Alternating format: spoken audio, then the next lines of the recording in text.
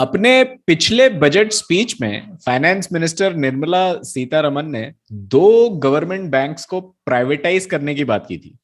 अब ये process start होती दिख रही है, बात करेंगे आज के वीडियो में।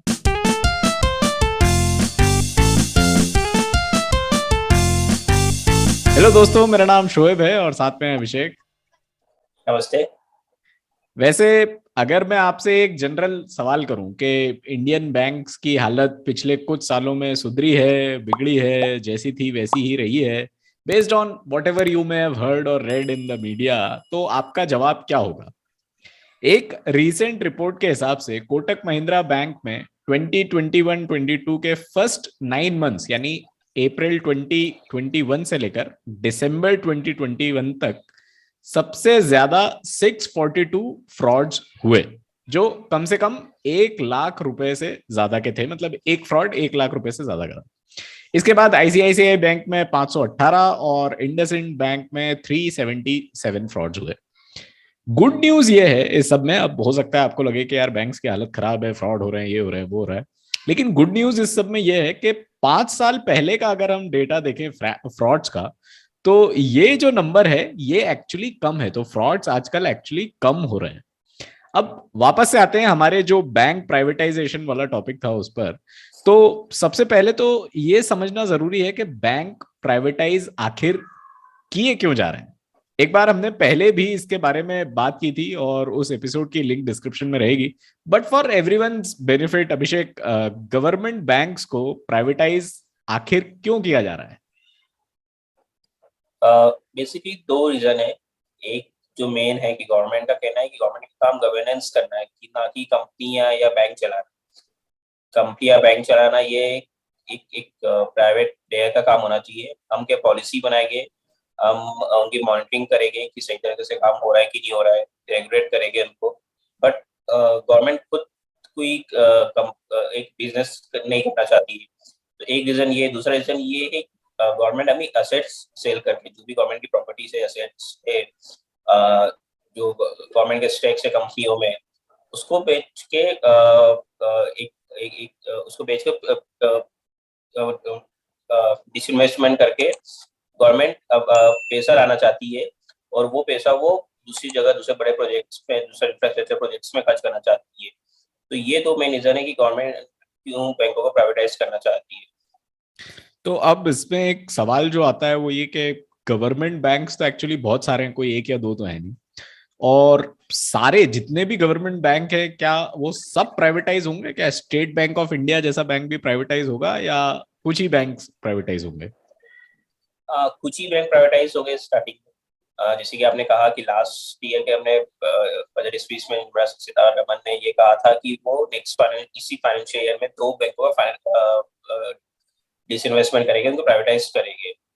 उसके बाद नीति आयोग ने एक सजेशन दिया है। उस सजेशन पे दो बैंकों के नाम जो आ रहे हैं, गवर्नमेंट ने ऑफिशियली अनाउंस नहीं किया है, जो मीडिया में रिपोर्ट है, जो नीति आयोग ने सरकार को बोला है कि इन दो बैंकों को पहले प्राइवेटाइज करना चाहिए। वो है इंडियन ओवरसीज बैंक और सेंट्रल बैंक ऑफ इंडिया। तो ये दो बैंक है जो पहले प्राइवेटाइज होगी। और इसके बाद हो सकता है दूसरे बैंक्स भी प्राइवेटाइज हों, ये आपका कहना है? हाँ। यहाँ पे जो जिन दो बैंक्स का आपने नाम लिया, वहां मैं एक बात और ऐड कर दूं कि ये कोई अभी ऑफिशियल नहीं है, बट रिपोर्ट्स यही हैं। लेकिन आईडीबीआई बैंक का भी नाम इस सब में आता है। जब भी हम इस तरह की कोई भी खबर पढ़ते हैं कि कौन से दो बैंक्स प्राइवेटाइज हो रहे हैं, उसमें आईडीबीआई बैंक अलग से ही होता है। आईडीबीआई बैंक में एट द मोमेंट मैं देख रहा था कि 45.48% स्टेक गवर्नमेंट का है और 49.24% स्टेक एलआईसी का है। अब गवर्नमेंट तो गवर्नमेंट है और एलआईसी भी गवर्नमेंट की बॉडी है। बेसिकली बॉडी तो नहीं, एक ऑर्गेनाइजेशन है जो गवर्नमेंट चला रहा है। तो यहाँ क्या हो रहा है और ये बाकी बैंक से अलग कैसे है? देखिए, आईडीबीआई बैंक और बाकी बैंक से अलग है। जो नेशनलाइज बैंक को प्राइवेटाइज करने की बात की थी, वो ये दो बैंक है। आईडीबीआई अलग केस है। ये दो अलग अलग केस क्यों है? क्योंकि जिस लॉ के अंडर ही तो बैंक फॉर्म हुई है। जो भी नेशनलाइज बैंक है, आपने एसबीआई हो गया, बैंक ऑफ इंडिया हो गया, ये जो इंडियन ओवरसीज सेंट्रल बैंक का जो नाम लिया है, ये बैंकिंग रेगुलेटरी एक्ट 1949 और banking company acquisition and transfer undertaking act 1970 1980 के अंदर ये बैंक फॉर्म हुई है। ये राष्ट्रीयकृत बैंक है। और आईडीबीआई बैंक एक कंपनी एक्ट के तहत फॉर्म हुई है। एक तरह से देखें तो आईडीबीआई बैंक और एसबीआई में काफी फर्क है। एसबीआई एक नेशनलाइज बैंक है, आईडीबीआई एक कंपनी है जिसमें मेजोरिटी ऑफ स्टेक्स आपने कहा एलआईसी और गवर्नमेंट के पास में। तो ये दो डिफरेंट चीजें हैं। अगर सरकार आईडीबीआई बैंक में शेयर बेचना चाहती है तो उसको किसी तरह के नए कानून लाने की जरूरत नहीं है। बट अगर दूसरी किसी नेशनलाइज बैंकों का सरकार को अपने स्टॉक बेचना है तो सरकार को कानून में चेंजेस लाना पड़ेगा। जैसे कि मैंने कहा कि ये जो भी सब नेशनलाइज बैंक है, तो ये सब बैंकिंग रेगुलेटरी एक्ट 1949 और banking companies acquisition and transfer undertaking act 1970 के अंडर में बने हैं। तो अगर सरकार को इसमें अगर अपने स्टॉक्स बेचना है तो एक नया कानून लाना पड़ेगा, इन कानूनों में चेंजेस करना पड़ेगा। वो क्यों करना पड़ेगा? क्योंकि जो अभी जो मौजूदा जो कानून है जिसके तहत ये बैंक्स बनी है उसमें ये नियम है कि किसी भी नेशनलाइज बैंक में सरकार की जो हिस्सेदारी है वो 51% से कम नहीं हो सकती है। अब सरकार को अपना स्टॉक बेचना है तो सरकार इन कानूनों में चेंजेस लाना चाहती है। तो ये जो 51 का जो प्रावधान है उसको कम करके 26% तक करना चाहती है सरकार की। मिनिमम 26% हिस्सेदारी लेना चाहिए। ये फर्स्ट स्टेज में है। आगे जाके हो सकता है आने वाले कुछ सालों में जो 26% है ये और नीचे हो जाए। दूसरा, अभी के नियम के तहत किसी भी नेशनलाइज बैंक में जो फॉरेन इन्वेस्टर है वो 20% से ज्यादा इन्वेस्ट नहीं कर सकते। इसमें भी गवर्नमेंट चेंजेस करना चाहती है। गवर्नमेंट को अपने स्टेक सेल करना है तो ये लिमिट बढ़ाना पड़ेगी, तो गवर्नमेंट ये लिमिट बढ़ाने वाली है। तो इसके लिए बैंकिंग अमेंडमेंट बिल 2021 एक प्रपोज था जो विंटर सेशन में आने वाला था। बट यूनियंस का काफी अपोज हुआ, बैंकिंग यूनियंस का, तो इस वजह से उसको थोड़ा सा डिले किया गया है। इस बजट सेशन में भी आने की उम्मीद थी बट अभी तक नहीं रहा कि इस बजट सेशन में आएगा ये। हो सकता है अब नेक्स्ट जब मानसून सेशन होगा पार्लियामेंट का तब ये बिल आए और उसके बाद फिर इन दोनों बैंकों का जो दो बैंकों के नाम चल रहे हैं, इंडियन ओवरसीज और सेंट्रल बैंक ऑफ इंडिया, इसका प्राइवेटाइजेशन चालू हो। पर आईडीबीआई बैंक का सरकार कभी भी कर सकती है क्योंकि ये आईडीबीआई बैंक सरकार की कंपनी एक्ट के तहत फॉर्म हुई है। उसमें गवर्नमेंट में सामने कहा कि उसमें आईडीबीआई बैंक में गवर्नमेंट की 45.48% स्टेक है। तो ये 45.48% गवर्नमेंट कभी भी बेच सकती है। सरकार का था कि अभी लेके आए हो, बट जिस तरह से अभी वॉलेटिलिटी है स्टॉक मार्केट में, जो कि ग्लोबल सिनारियो की वजह से, रशिया यूक्रेन वॉर की वजह से, तो इसलिए गवर्नमेंट ने थोड़ा सा ये होल्ड पे रखा है। जब मार्केट स्टेबल हो जाएगी उसके बाद आईडीबीआई बैंक में सरकार में हिस्सेदारी बेचेगी। और इसी में कहूँ, इसी की वजह से एलआईसी का भी आईपीओ डिले हुआ है। एलआईसी का आईपीओ इसी महीने आने वाला था, बट जिस तरह से वॉलेटिलिटी है मार्केट में, ऊपर नीचे हो रहा है स्टॉक मार्केट, तो सरकार ने एलआईसी का भी आईपीओ होल्ड पे रख दिया है। यहाँ पे एक बात, जब आप ये कर रहे थे कि वैसे तो गवर्नमेंट को कुछ भी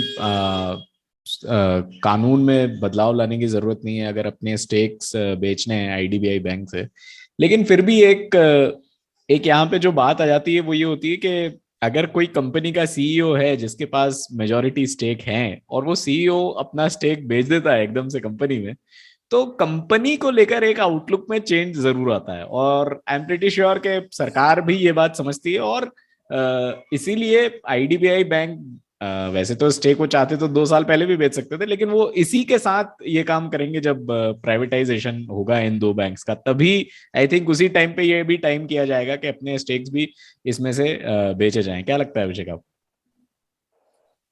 हो सकता है जो एक सेंटीमेंट देता है कि जैसे कि किसी फॉरेन इन्वेस्टर को इन्वेस्ट करना है बैंक्स में, आपको पता है कि 45 पॉइंट ठीक है, सरकार के पास ज्यादा स्टेक नहीं है बट एलआईसी के पास मेजोरिटी स्टेक, बट एलआईसी भी का स्टेक है तो एलआईसी के पास है, गवर्नमेंट के पास। अगर मुझे इन्वेस्ट करना है तो मैं देखना चाहूंगा कि मुझे कितना फ्रीली में काम कर पाऊंगा। मैं जिस कंपनी में इन्वेस्ट कर रहा हूँ तो कितना उसमें मुझे एक एनवायरमेंट मिल पाएगा कि मैं अपने हिसाब से चेंजेस ला पाऊँ। अगर गवर्नमेंट ये लॉ में चेंजेस कर देती है, जैसे फॉरेन इन्वेस्टमेंट लिमिट बढ़ा देती है, जैसे मैंने कहा कि 51% से 26% जो नेशनलाइज बैंकों में हिस्सेदारी है, तो एक ओवरऑल माइंडसेट एक माहौल बनाने में एक सरकार एक मदद मिलती है कि नहीं, सरकार एक कोशिश है कि ये सही में बैंक को प्राइवेटाइज करना चाहती है, प्राइवेट प्लेयर को बोलना चाहती है कि आप इस बैंक को जैसे आप चाहते हैं उसी तरह से आप रन करें विद इन जो गवर्नमेंट की गाइडलाइन और रूल आरबीआई की है उसमें।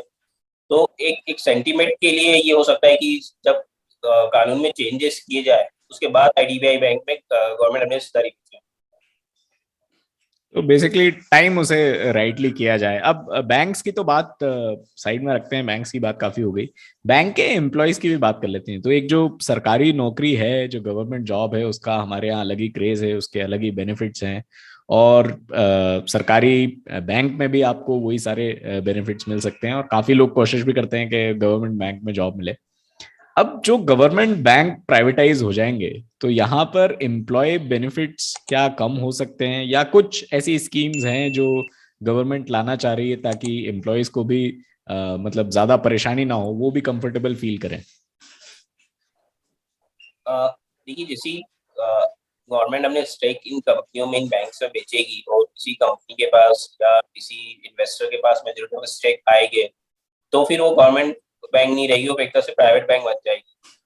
तो जो एम्प्लॉयज को बेनिफिट मिलते हैं वो मिलना कम हो जाएंगे। एम्प्लॉयज यूनियन का भी कहना है कि आप सब बैंक बेच रहे हैं, अभी दो बैंक बेच रहे हैं, आगे जाके और आप बैंक बेच सकते हैं। तो इससे एम्प्लॉयज का नुकसान होगा, जो एम्प्लॉयज को जो गवर्नमेंट में बेनिफिट मिलते हैं वो ना मिले। कोई भी इन्वेस्टर अगर किसी बैंक को टेक ओवर करता है तो हो सकता है कि वो कुछ छटनी भी करे, कुछ एम्प्लॉयज को नौकरी से भी निकाले। तो इसलिए गवर्नमेंट, इसलिए यूनियंस काफी अपोज कर रही है इसका। यूनियन ने ये भी अपोज किया था कि अगर बजट सेशन में अगर ये जो बैंकिंग अमेंडमेंट बिल है वो आता है, तो 27-28 तारीख को, मार्च को पूरे राष्ट्रव्यापी एक बैंकों का बंद का आह्वान किया था उन्होंने। बट अभी वो पोस्टपोन हो गया, शायद इस सेशन में नहीं आया तो वो बंद भी नहीं होगा। तो एम्प्लॉय, इसलिए काफी एम्प्लॉयज यूनियन अपोज कर रही है। इसलिए गवर्नमेंट ने ये कोशिश कर रही है कि जब बिल जब प्रपोज करे पार्लियामेंट में, उसके साथ एक अट्रैक्टिव वीआरएस स्कीम प्रपोज करना चाहती है कि अगर आप चाहते हैं, जो दो बैंक्स के एम्प्लॉय चाहते हैं कि अगर बैंक के प्राइवेटाइजेशन के बाद किसी ऐसे प्राइवेट बैंक के एम्प्लॉय तरह काम नहीं करना चाहते, तो उसके पहले वो वीआरएस ले सकते हैं। तो उस वीआरएस में काफी अट्रैक्टिव एक अट्रैक्टिव स्कीम लाना चाहती है वीआरएस की, कि अगर कोई एम्प्लॉय वीआरएस लेना चाहे तो उसको बिल्कुल भी नुकसान नहीं हो। ये प्रपोज है, जब ये बिल आएगा उसके साथ ही वीआरएस का एक प्रपोजल भी आएगा, तब देखा होगा कि क्या सरकार अभी की जो एग्जिस्टिंग एम्प्लॉई जो रिटायरमेंट लेना चाहते हैं, तो उनके लिए क्या ऑफर वो सरकार लेके आती है। VRS basically voluntary retirement scheme होती है। और यहाँ पे एक बात मैं और ऐड करना चाहूंगा कि वीआरएस एक्चुअली अभी भी कुछ बैंक्स प्रोवाइड करते हैं। सिर्फ जस्ट बिकॉज गवर्नमेंट प्राइवेटाइज कर रही है कुछ बैंक्स को, तो इसका मतलब ये नहीं कि वो एक नई स्कीम कुछ वीआरएस की लेके आ रही है। वीआरएस अभी भी बहुत से बैंक्स में अवेलेबल होता है, आप वॉलेंटरीली रिटायर हो सकते हैं। बट उसमें और कुछ एडिशनल बेनिफिट्स आई थिंक जब बैंक प्राइवेटाइज होगा तब गवर्नमेंट ऐड करेगी। फाइनली जैसा अभिषेक ने भी बताया कि सेंट्रल बैंक ऑफ इंडिया और इंडियन ओवरसीज बैंक वो ऐसे दो बैंक हैं जो अभी रिपोर्ट्स में चल रहे हैं, जो आगे चल के हो सकता है प्राइवेटाइज हो जाएं। आगे इनकी जैसे भी जो भी खबर आएगी तब हम बात करेंगे।